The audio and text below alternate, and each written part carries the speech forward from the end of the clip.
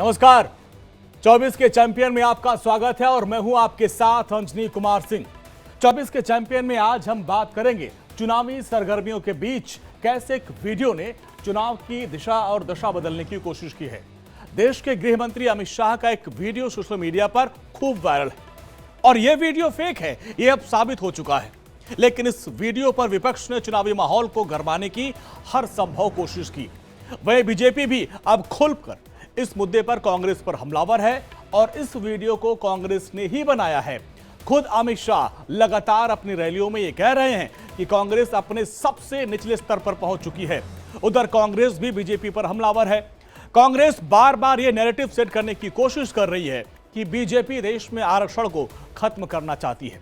हालांकि प्रधानमंत्री मोदी ने कई बार यह कहा है कि आरक्षण बना रहेगा, कोई इसे खत्म नहीं कर सकता, यह मोदी की गारंटी है। 24 के चैंपियन में जो दूसरी बड़ी खबर होगी जिसका आज हम विश्लेषण करेंगे, जो दिखाएंगे, वो है कि कैसे एक पूर्व केंद्रीय मंत्री और कांग्रेस के कद्दावर नेता सलमान खुर्शीद की भतीजी चुनाव में जिहाद की एंट्री करा दी है।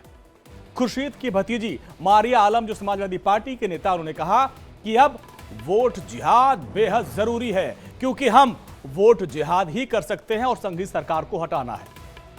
इसके अलावा 24 के चैंपियन में जो आज की तीसरी बड़ी खबर होगी जिसका विश्लेषण हम करेंगे, बंगाल में मुख्यमंत्री योगी आदित्यनाथ सीधे सीधे मुख्यमंत्री ममता बनर्जी पर हमलावर है। उन्होंने कहा कि बंगाल में राम का नाम लेने पर गोली मार दी जाती है और ये सारी खबरें हैं। इन सारी खबरों का हम विश्लेषण करेंगे और इसके साथ हमारे साथ एक्सपर्ट भी जुड़े रहेंगे। लेकिन पहले शुरुआत करते हैं फेक वीडियो की खबर से। सबसे पहले हमारी एक खास रिपोर्ट देखिए।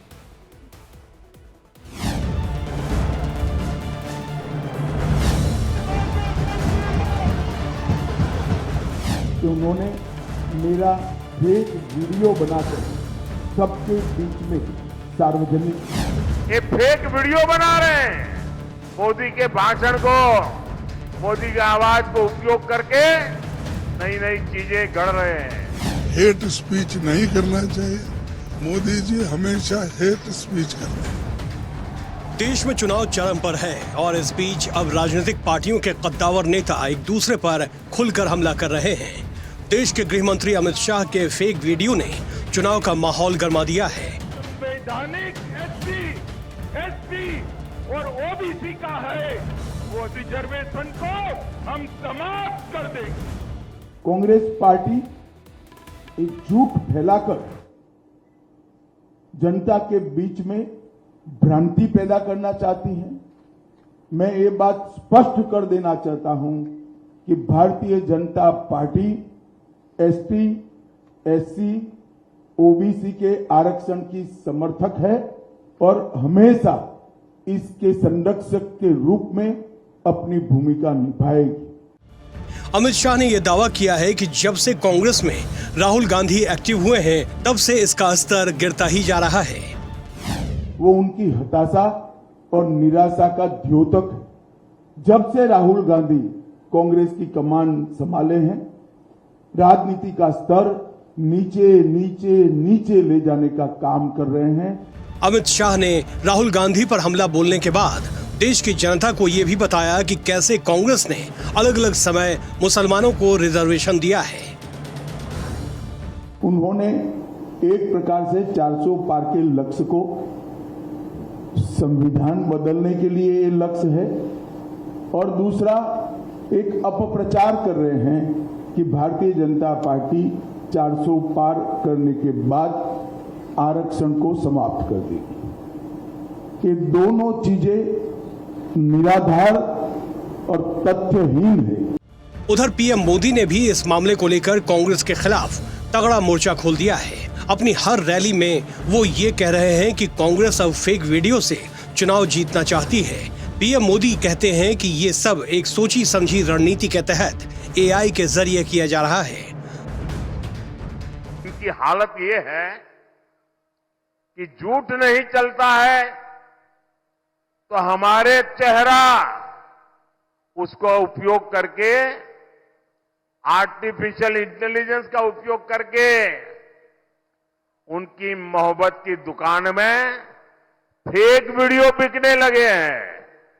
कांग्रेस पार्टी इतनी कंगालियत पर पहुंच गई है, उसको पराजय का भय इतना सता रहा है। चुनावी सरगर्मी के बीच ये एक बड़ा मुद्दा बन गया है। इस मामले में तेलंगाना के सीएम को नोटिस जारी कर 1 मई तक दिल्ली बुलाया गया है।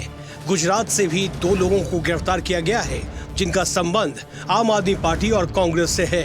कई राज्यों में दिल्ली पुलिस उन लोगों की तलाश में निकल चुकी है जिन्होंने इस फेक वीडियो को फैलाया है। वीडियो को भी इस तरह फेक बनाया गया है कि ये सीधा देश के उस एजेंडा पर हमला करता है जिसको लेकर देश की दोनों ही पार्टियां बैकफुट पर रहती है। Bureau report, India daily live. तो आप देखिए, फेक वीडियो पर सियासत हो रही है और बीजेपी जबरदस्त तरीके से हमलावर है। वही कांग्रेस के अध्यक्ष मल्लिकार्जुन खड़गे अब मोर्चा संभाल लिए हैं। मल्लिकार्जुन खड़गे ने सीधे सीधे प्रधानमंत्री मोदी पर हमला बोलते हुए कहा कि वो हेट स्पीच देते हैं। खड़गे ने और क्या कुछ कहा, आपको दिखाते इस रिपोर्ट में।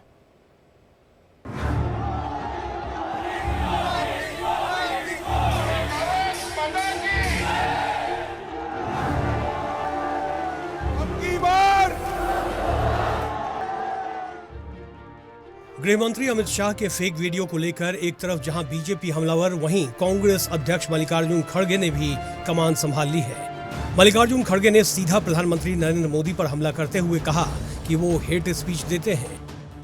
हम तो सिर्फ यही देखते हैं कि मुल्क एक रहे, सब एक मिलकर चले, हेट स्पीच नहीं करना चाहिए। मोदी जी हमेशा हेट स्पीच करते हैं। इसके बाद खड़गे ने कहा कि फेक वीडियो फैलाने का काम बीजेपी करती है। वीडियोस बनाने का एक्सपर्टाइज उनके पास है। सोशल मीडिया से लोगों को बदनाम करने का उनके पास आइडियाज रहते हैं। जो भी लोगों को, इमेज को बर्बाद करने का काम वो लोग करते हैं। देश के गृह मंत्री और प्रधानमंत्री के बाद बीजेपी के बाकी नेताओं ने फेक वीडियो के खिलाफ मोर्चा खोल दिया है।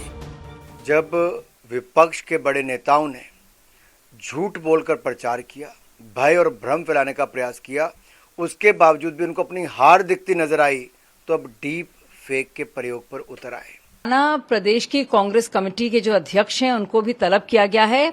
सोचिए, एक ऑफिशियल हैंडल से बाकायदा अमित शाह जी का एक फेक वीडियो जो है वायरल किया गया है। बाद में डर के मारे तो उन्होंने वो ट्वीट को डिलीट कर दिया, लेकिन सच तो यह है कि वीडियो वायरल हुआ और बाकायदा ऑफिशियल हैंडल ने उसको ट्वीट किया है और इसको लेकर उनको तलब भी किया गया है। इसकी जवाबदेही तो उनको देनी पड़ेगी। ये कांग्रेस का इतिहास है। कांग्रेस हमेशा डरा के वोट लेती है। आरक्षण के मसले पे कांग्रेस केवल डर पैदा कर रही है। आप बताइए, ये कांग्रेस की वही तुष्टीकरण की राजनीति है और इसको ढकने के लिए ये लोग हम लोग के ऊपर इल्जाम लगाते हैं कि ये लोग आरक्षण समाप्त करेंगे, संविधान खतरे में है, जबकि हकीकत में ये तमाम कदम कांग्रेस और उनके सहयोगियों के द्वारा उठाए जाए।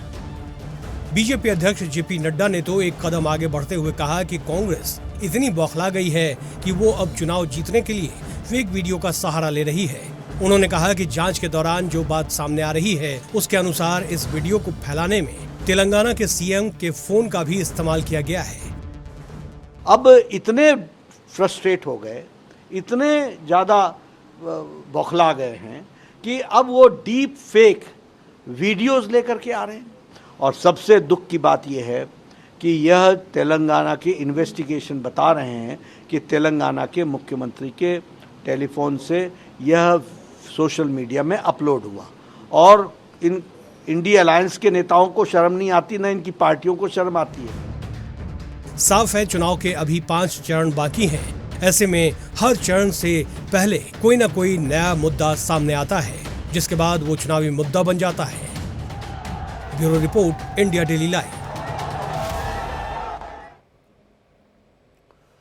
तो अपने खास शो 24 के चैंपियन में हम वोट जिहाद और बंगाल में बाबा की हुंकार की भी बात करेंगे, लेकिन डीप फेक का मामला बहुत हाईलाइटेड है और इसको लेकर सियासत की जा रही है। इसको हम समझने की कोशिश करेंगे और इसका हम विश्लेषण करेंगे। हमारे साथ 2 खास मेहमान जुड़ रहे हैं।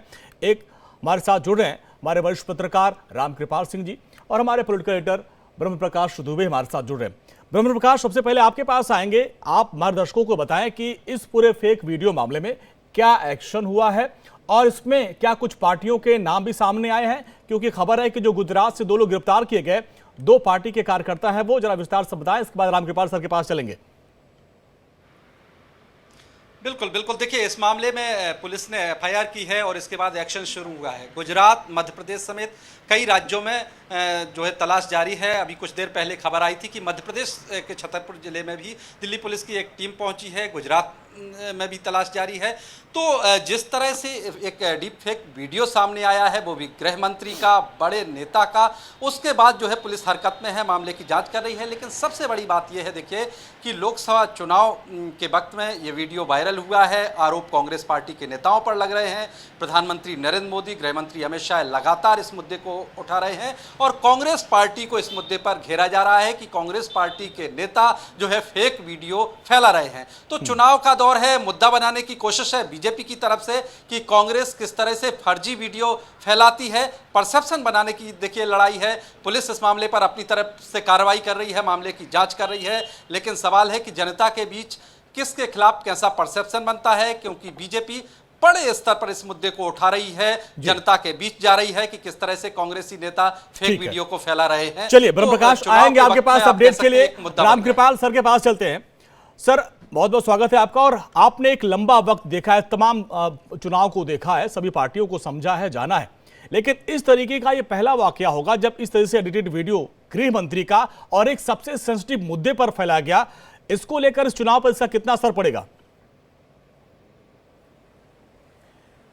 देखिए असर कितना पड़ेगा या नहीं पड़ेगा एक बात इसकी नहीं है। बात यह है कि एक ऐसी शुरुआत हो रही है कि अब आने वाले समय में तकनीक का दुरुपयोग करके किस तरह से, मतलब किस हद तक उसका दुरुपयोग किया जा सकता है, ये समूचे देश के लिए ही बहुत चिंताजनक विषय है।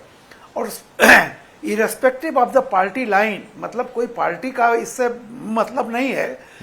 तो ये बताइए देश के गृह मंत्री का, जो कि पूरे कानून व्यवस्था राष्ट्र की जिसके हाथ में होती है, उसका फेक वीडियो अगर कोई जारी कर सकता है तो आप खुद सोचिए कितना गंभीर मुद्दा है। ये तो अच्छा है कि हमारे यहाँ चुनाव के समय सारे बड़े नेता जनता से सीधे संवाद करते हैं और जनता को पता है कि पक्ष बीजेपी की क्या आइडियोलॉजी है, बीजेपी की क्या रणनीति है, बीजेपी की आगे नीति क्या है और कांग्रेस की क्या नीतियां हैं और आगे क्या होगा, ये सबको पता है। तो ये सारी चीजों, इसका बहुत असर मुझे लगता है नहीं पड़ेगा। वोट जिहाद भी आ गया, तो सपा और विपक्षी पार्टियां किस तरफ ले जाना चाह रही है चुनाव? हेलो जी सर, आवाज मिल रही है आपको? हाँ अभी मिली है आवाज। आपका सवाल दोबारा से रिपीट कर देंगे? सवाल यह है कि फर्रुखाबाद में जिस तरीके से मारिया आलम ने वोट जिहाद की बात की, संभल से जो सपा के उम्मीदवार वो मुख्तार अंसारी अतीक के नाम पे वोट मांग रहे हैं, अब इसमें एक नया एंगल आ गया, वोट जिहाद, यानी किस दिशा में जा रहा है हमारा चुनाव और पार्टियां ले जाना चाहती हैं? देखिए अभी खड़गे जी कह रहे थे कि बहुत इको आ रहा है, बोलिए उनको। खड़गे जी कह रहे थे कि बीजेपी हेट स्पीच देती है। मुझे लगता है कि आज जिस तरह से वोट जिहाद की बात मारिया जी ने की है, इससे तो एक तरह से कांग्रेस का तुष्टीकरण का जो आरोप है, मोदी जी का जो आरोप है कांग्रेस करती है, उसकी तो पुष्टि हो रही है। पूरा का पूरा चुनाव केवल एक धर्म को इस तरह से, अब आप जिहाद शब्द अगर कह रहे हैं तो किसके लिए जिहाद शब्द का इस्तेमाल हो रहा है? अब वोट के लिए जिहाद का इस्तेमाल होगा। ये अगर लेवल है तो ये बताने की जरूरत नहीं है कि कौन तुष्टीकरण करना चाहता है, कौन सी पार्टी ये तुष्टीकरण के आधार पे वोट ढूंढ रही है। ये सारी चीजें क्लियर हैं और मैं तो कह रहा हूं कि दोनों घटनाएं जो हैं इन पर बहुत सख्त से सख्त एक्शन लेना चाहिए, वरना आने वाले समय में ये समाज के लिए बिल्कुल कैंसर साबित होगा। नासूर इस तरह की भाषा, इस तरह का नारा, इस तरह के वोट मांगने की तरकीब, ये बहुत भारतीय लोकतंत्र के लिए बहुत खतरनाक है। और मैं आज ये कह रहा हूं कि जो पार्टियां इस तरह का नारा लगा रही हैं उनको कोई वोट में लाभ नहीं होने वाला है। ये गलतफहमी होगी। 4 जून को आप सब दूध का दूध पानी का पानी मालूम पड़ जाएगा। ठीक है, रामकृपाल सर आपका और ब्रह्म प्रकाश जी आपका बहुत बहुत शुक्रिया इस पूरी बातचीत के लिए आपका। तो आप देखिए किस तरीके से पहले आरक्षण के मुद्दे पर एक फेक वीडियो फैलाया गया और फिर वोट जिहाद, यानी जो 90s में मंडल कमंडल होता था एक बार फिर से उसको दोहराने की पूरी कवायद की जा रही है।